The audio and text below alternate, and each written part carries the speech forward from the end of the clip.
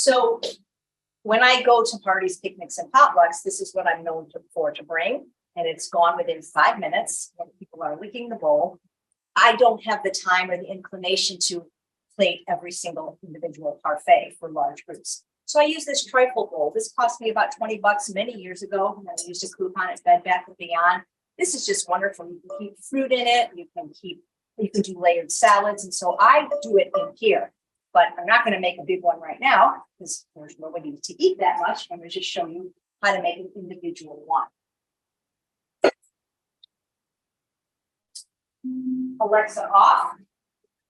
So it's been 10 minutes on the air fryer. You can see not much has happened yet, really, but I can still kind of move them around a little. You can see it's starting to brown a little bit. You know, the truth is, air fry, you don't even need to put a sauce on. So it's going to go for the last 10 minutes. You can roast vegetables in your oven, and I used to. I didn't always have an air fryer. I didn't always have an Instant Pot. I just saved time with these devices. But to roast Brussels sprouts in the oven can take 45 minutes, and that's just too long for me to wait. So there's a couple of different components to this recipe that can also be standalone recipes. So what I'm going to do first is make what I call the chocolate cookie crumble, because I need a dry food processor for that. Because if I'm blending nuts, you know, grinding nuts, and it's wet, remember what happens if you get a pesto?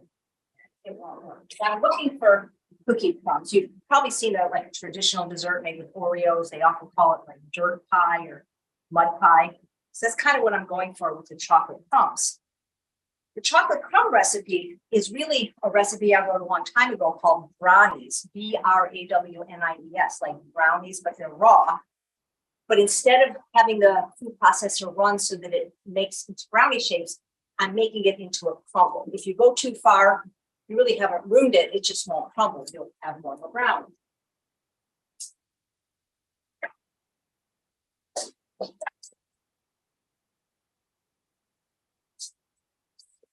So I'm going to start with my walnuts. And whenever I use nuts or seeds, they're always not roasted. Well, the peanut butter is the exception. Peanuts are not a nut there with you, but I always use not roasted and unsalted. So I'm putting them in the food processor fitted with the S blade. And I'm just going to kind of go into like a powder or a breadcrumb.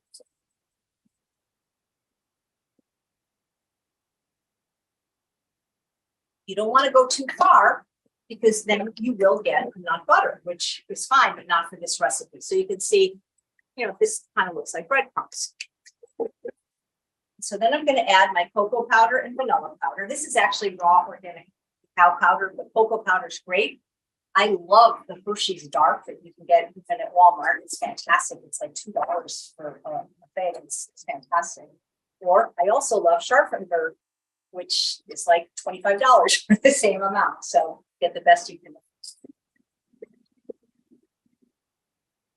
So now I've incorporated the nuts and the cocoa powder. If you can't have chocolate, you can use carob powder. And then I'm going to add my dates, but I'm going to actually press these individually as I put them in, because, you know, really, I should take the time to cut them just to make sure, because, you know, a date pip can ruin your blade. It can really dull your blade. So I just don't believe that the dates are pipping. These are Deglet Nord. Now, if I was going to use dates for eating, I would probably not eat these. Not that there's anything wrong with them, but once you've had some of the more, you know, I don't know what the word is, like, you know, more delicious varieties, these are more cost effective for recipes, because, you know, you can get like 40 ounces at Costco for organic for like $7. But if I was going to eat a date, like as a dessert or a snack, I eat a date called the Bari date, BAHRI, because they taste like craft caramels. They're even better than the Medjool for the Kala dates. They're my favorite. But the Deglet Nord are my favorite for, you know, recipes, because they are the most cost effective. And they're also a little bit drier than Medjools. Medjools are great, but they tend to be so wet that I'm trying to get a dry crumble on this. And so with the Medjools, I find it sometimes doesn't crumble to the texture that I'm looking for. This crumble, like I said, is going to be used as a crumble for this recipe. But if you let the food processor run, you can make a crust, like a pie crust, and then like slice strawberries on top or any kind of fruit. You can make brownies, raw brownies. And it can be a sprinkle for like banana and ice cream or other ice cream. So I actually have crumbs in my freezer, just because like you never know, right? You can be told to do that. So now what I'm going to do is I'm going to pulse it.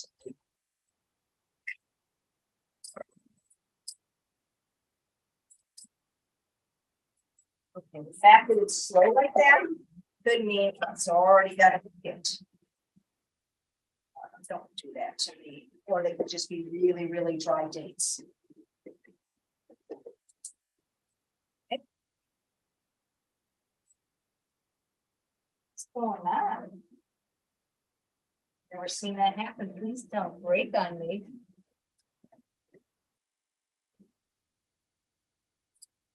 Okay, I hope it's still under warranty. This is weird.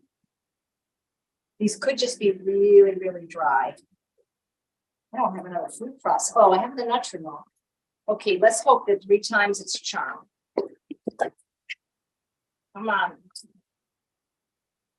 Oh no, does anybody know what the problem is? Oh, there we go.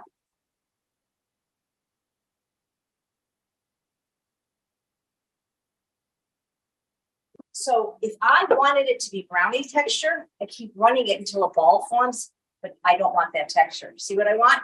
I want crumbs. Crumbs, just like this. So I'm going to put these aside. Just bowl. And then we're going to make peanut butter mousse. Peanut butter mousse can also be a standalone recipe. My husband doesn't eat chocolate, so when we make this for him, we just don't put crumbs. We use just crushed peanuts instead. So I'm going to put crumbs in a bowl. They're right here. These freebies are kept in the fridge. I'm just going to rinse out my food processor. I think I'm going to get done in plenty of time for questions if you guys have any. If you have mad at me at the place, I teach at a lot of medical facilities for doctors, and most of the other presenters, we usually have an hour to present. And most of the other chefs and presenters do 2 recipes, and I do 8. They always get mad at me, but it's because they don't do that. Maybe they talk too much, or maybe they can't talk and cook, but I want to give you guys value for your money. Okay. So it's okay if the blender is a little bit, if your food processor has a little bit of water now because it's a liquidier recipe. I just didn't want any chocolate in it. All right. So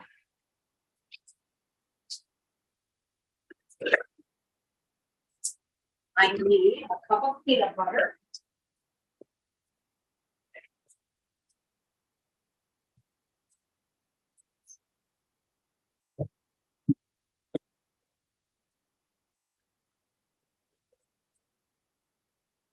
When I'm making this for as a trifle, I double the recipe. So same thing, S blade, looks like the letter S. Cup of peanut butter. See, I love the way the natural milk just makes it really creamy. And this is the weird thing. It kind of stays like this in the fridge. It doesn't get all hard like pre-made peanut butters in stores. Okay. Got a cup of peanut butter right here. You could do this with almond butter. I don't see why not. Cashew butter, pistachio butter.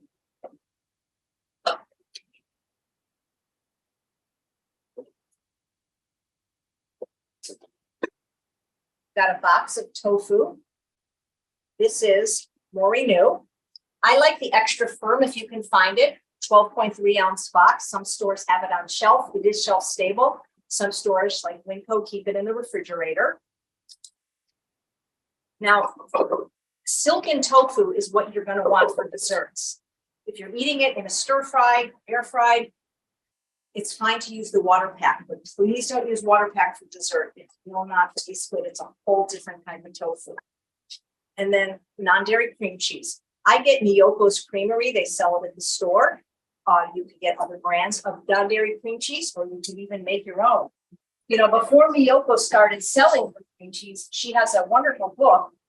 I'm actually going to see her next week. I'll be speaking at the Seattle Veg Fest called Artisan Vegan Cheese.